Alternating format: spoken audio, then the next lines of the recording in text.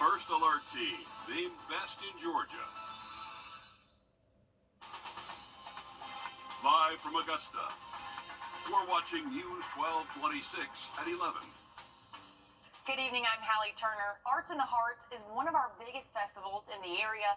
Everyone has their favorite part. Mine is the food from all around the world. But there's also art, craft vendors, and music. The Augusta Arts Council is in charge of the entire thing.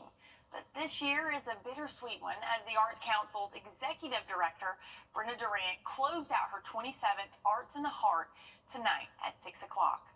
I spent some time with Brenda earlier this week as she looked back over nearly 3 decades of being in charge of this festival.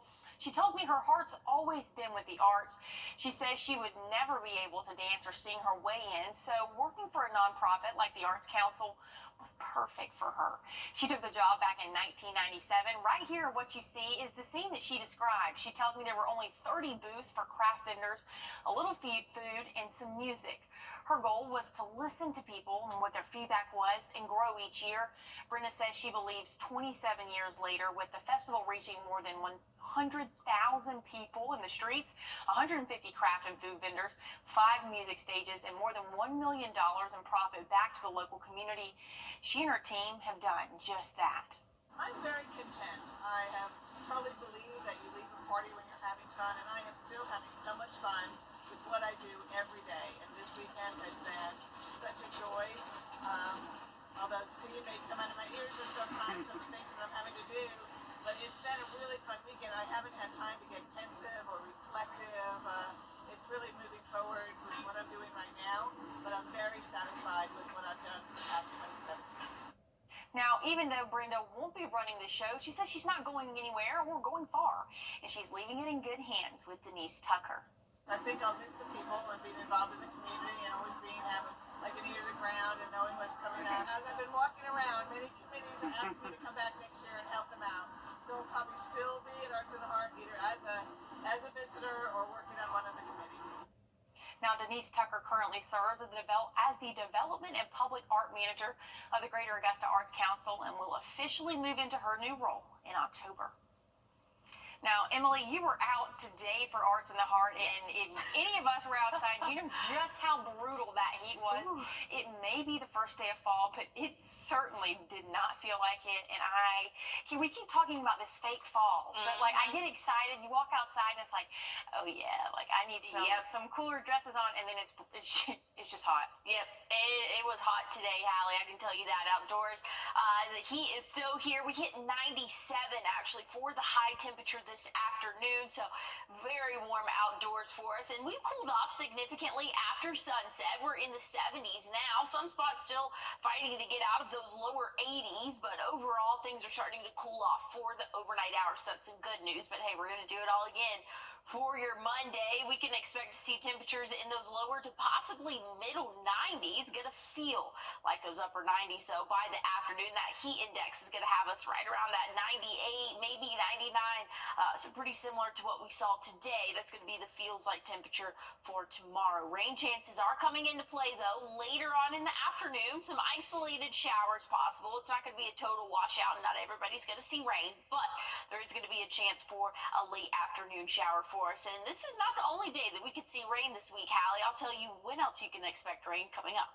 Thanks, Emily. The Richmond County Coroner's Office says a man is dead after being shot this morning in a home east of Hepzibah. The Sheriff's Office says they responded just before 2:30 this morning near a home on Forest Road to gunshots and one person being hit. 43-year-old Micaiah Smith was identified as the victim. His death is being investigated as a homicide, and an autopsy has been scheduled. The Orangeburg County Coroner's Office has identified 2 people killed in a crash near mile marker 156 on Interstate 26. Officials say 63-year-old Jeffrey Good and 59-year-old Roger Goodman both died at the scene of yesterday's crash. All of this stemming from when a Honda CRV overcorrected and went through the median, hitting a van head-on. Both of the victims who died were the drivers of those vehicles, and 3 other cars were hit by debris from the crash. And the South Carolina Highway Patrol says 2 people are dead after a crash in McCormick County last night. Officials say it happened on US 221 near Oak Hill Drive in the Light of Life Community Church. The driver of a Mustang lost control and crossed the center line, hitting a minivan head on. According to troopers, the minivan had 6 people in it, and deputies say the driver of the Mustang was the only person in the car, but they are okay. Appalachian High School students returned to class on Tuesday following the mass shooting on September 4th inside the school, killing 2 students and 2 teachers, injuring 9 others. There will be counselors, therapy dogs, and more law enforcement on campus. Open house events start tomorrow for teachers and students are starting with half days for nearly 2 weeks. Then after fall break, the school is expected to return to a full-time schedule on October 14th. And here at home, Texas Roadhouse is hosting a Dine to Donate Day to help raise money for those at Appalachian High School.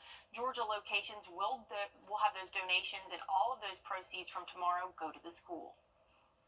And a manhunt is happening right now in Alabama for whoever's behind what police describe as a possible murder-for-hire plot that led to a mass shooting in Birmingham. 4 people killed, 17 others hurt, dozens of shots fired in that suspected targeted hit. NBC's Priya Shathur is in Birmingham, and we want to warn you that 2 SpaceX astronauts are scheduled for takeoff, heading to the International Space Station in a capsule that will have 2 empty seats.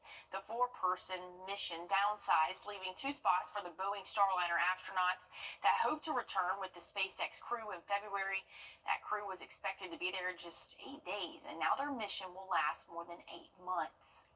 Yeah, the lack of names on the patch, I think, is emblematic of, like I said before, this mission is bigger than any one crew. It's bigger than any one person. NASA brought back the Boeing spacecraft without anyone on board, ending its historic mission that suffered multiple problems, including leaking helium. An Atlanta-based nonprofit set a new world record for a softball game to support anti-human trafficking. The details from the long week in just a moment. And tracking a few isolated showers as we go into our overnight hour. And this is not going to be the only chance of rain that we'll see this week. We have hot temperatures and rain that I'm tracking. I'll tell you more about it after the break. These are real. This message. You can find ice-cold refreshment right here at Parker's Kitchen. Cool off with a large fountain drink for just 99 cents. That's a huge sweet tea for less than $1 at Parker. Earlier this week, we mentioned a softball game world record attempt from a nonprofit team in Georgia. They achieved the record of the world's longest softball game, supporting their anti-human trafficking goal. Asia Wilson has the story. 120 hours and 59 minutes of stepping to the mound, playing hardcore fastball. People kept score, people were witnesses, people timed us going to the toilet. With little to no sleep in dugouts to 5-minute bathroom breaks, it all led to this very moment. The nonprofit Men Opposing Sex Trafficking hitting a home run, setting a Guinness World Record with the longest running marathon of softball. Something Jake from New York said he couldn't wait to do. Combat good and evil and do some good and raise some money and get some resources for a fight worth fighting. Bruce Steele is the founder and CEO. We got way too many kids and women, primarily kids and women, being sex trafficked, abused, exploited. It's a tragedy, and we got to do something about that, all of us. Back in April of this year, they tried to reach the record then, hoping to raise $500,000 for the cause, but struck out with only a maximum of 52 hours played. But fast pitch to now, the more than 600 innings played by 40 players like Scott. We live in Dunwoody, and 2 minutes from our house was a big rate, and all of a sudden it's real. It's not only an inner city problem. And Gabe. Specifically Atlanta, we rank 1, 2, or 3 every year in top cities in America for worst trafficking cases. Brought awareness. This is just the start. We got a war.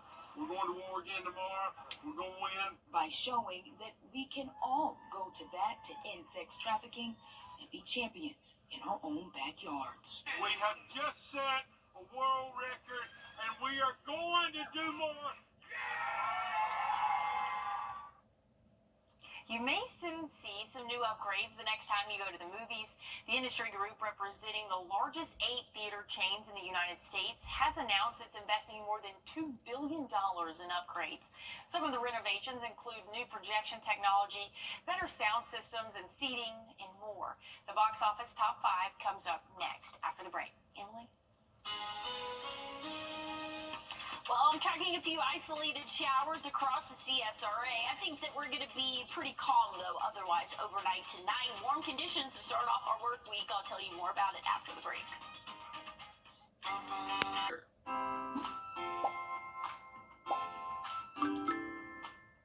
Trust meteorologist Emily Acton for your first alert. The new Transformers movie, Beetlejuice took on another movie at the box office this weekend. How did the films fare? Well, here's your countdown. Deadpool and Wolverine managed to stay in the top 5 this weekend, adding $3.9 million to its now $627.3 million domestic total. The Halle Berry thriller Never Let Go debuted in 4th place on ticket sales of $4.5 million, while Speak No Evil slipped from 2nd to 3rd with $5.9 million. We need to hurry. I still think we have better odds fighting than outrunning them. Transformers 1 landed in 2nd place in its opening weekend. The animated Autobots adventure brought in $25 million. Industry watcher Variety had predicted the movie to open between $30 and $40 million. The living, the dead, can they coexist? It was Beetlejuice as the sequel three-peated at number 1 this weekend. Tim Burton's sequel scared up $26 million, boosting its domestic box office total to $226.8 million. In Hollywood, I'm Rick Damigella. Yep, still not watching Beetlejuice, but Halle Berry is a great actress. We have the same name. I'm siding with her. Okay, I see it. Yeah, I am still not going to see that Beetlejuice movie. So, honestly, I didn't really see any in the top 5 that I want to go see. But, hey, maybe next week. Save your money. Maybe next week will be good. But want to switch things over to weather right now. We're sitting pretty comfortable in those middle 70s, and we're tracking a few isolated showers. Looks like the Augusta Metro is seeing a little bit of rainfall for our overnight hours, but overall, we're pretty calm and expected to stay calm throughout the rest of the evening. Now, things are going to turn as we go throughout the week. We're seeing some energy and some formation starting to form here in the Caribbean, and you can kind of see that on the satellite right now here again in the Caribbean. And once we get into the middle of the week, here's about Wednesday, 8 p.m., we can start to see a little bit more of an organized system starting to form in the Gulf of Mexico. That's looking to track north and a little bit eastward. As of right now, timing-wise, looks like late Thursday, maybe early Friday, making landfall. Could be anywhere really in the state of Florida, but I'm kind of pinpointing it closer to that Big Bend. Most of the models have been pretty consistent with that. So we are expected to see rainfall here for us in the CSRA, and that's going to start throughout the day. Thursday, Friday, we can expect to see some showers and thunderstorms as well. Looks like, though, once we get into the weekend, this storm should be pretty much moved out of our area. I'm still going to keep rain chances, though, on the 7-day for your Saturday, just in case that storm system starts to slow a little bit. But we'll keep a close eye on that. It's definitely a fluid forecast. For the next couple of days, though, dry conditions, hot conditions expect. I said dry, and I knew I shouldn't have said it after. But we could see a few isolated showers for your afternoon. Tomorrow, we're still going to be in those lower to middle 90s, so well above average. Cooling off for the overnight hours, then we'll do it again for Tuesday. An isolated shower or two. Not everybody's going to see rain. It's really not going to be amounting to much, but we will get a few isolated showers possible for Monday, Tuesday, and even Wednesday. Then we're going to see a much higher rain chance once we get into the end of the week due to a cold front moving through, but also that tropical system is going to be bringing us some rainfall by the end of the week. Thursday, just looking like rain. Friday could be a couple thunderstorms mixed in with that rainfall, and I have that rain chance going into Saturday morning just as a sign of precaution. If that storm tends to slow a little bit, we'll definitely see some rain early Saturday, but looks like our weekend is not going to be too bad. Small chance of rain in the afternoon, Saturday and Sunday, but overall, not too bad of a start to fall. It is a very, any type of weather that you want other than snow. We're going to get it this week, Allie. And as we head to break, here's a live look at the Spear and your winning lottery numbers.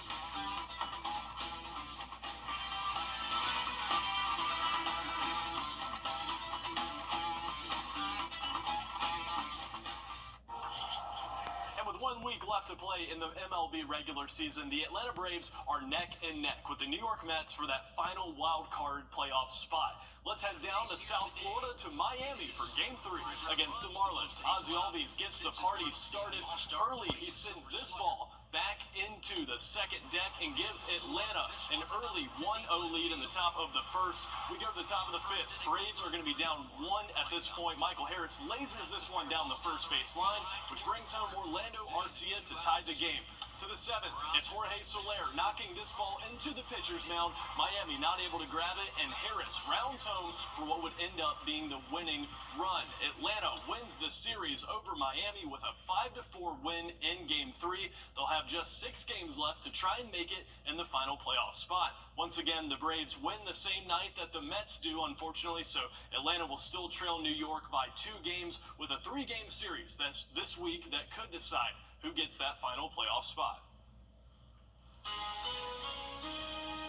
Well, we are tracking a few isolated showers right now, but haven't had any measurable rainfall in Augusta or Aiken, so another dry and hot day for us. I'll have a final check on your forecast coming up, but I'm going to send things over to Studio B for a quick check on Law Call.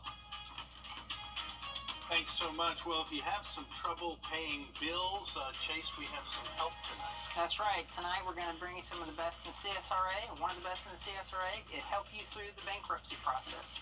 Phone number to call right now, 844-706-1212. We'll be right back. Kamala supports taxpayer.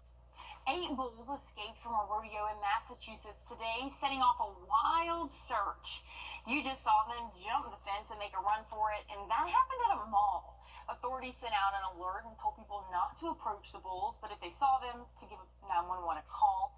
In the latest updates, 7 bulls have been captured, but there is one that is still on the loose. You know, I don't know that I would want to be anywhere near all of that. So. No, but there's still one on the loose. That's the big line of that story there. Man, sounds in the hot scary. seat for sure. Yeah, it's going to be hot here tomorrow. We're going to see highs in the middle 90s again. That's several degrees above average, and we could have an isolated afternoon shower, kind of similar to what we saw this evening. And same can be said for Tuesday and Wednesday, but rain heavier and more substantial rain's really going to move in by the end of the week. We can expect to see some showers, possible thunderstorms once we get into Friday as a tropical system is expected to make landfall and will move up the East Coast. So that's going to bring us some rainfall by the end of the week. Hopefully better conditions for our weekend, a lot cooler conditions, I can tell you that. So it's going to feel like fall. Thanks so much for joining us. We'll catch you tomorrow morning right here on News 12.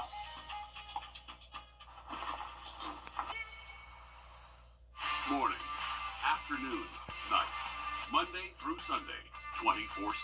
Our first alert commitment to you is the power of 5 meteorologists, always tracking weather that impacts you, telling you what we know as soon as we know it. All the tools, the latest technology, and the first team of 5 meteorologists. First Alert is our investment in your family's safety. News 12's First Alert weather on your side.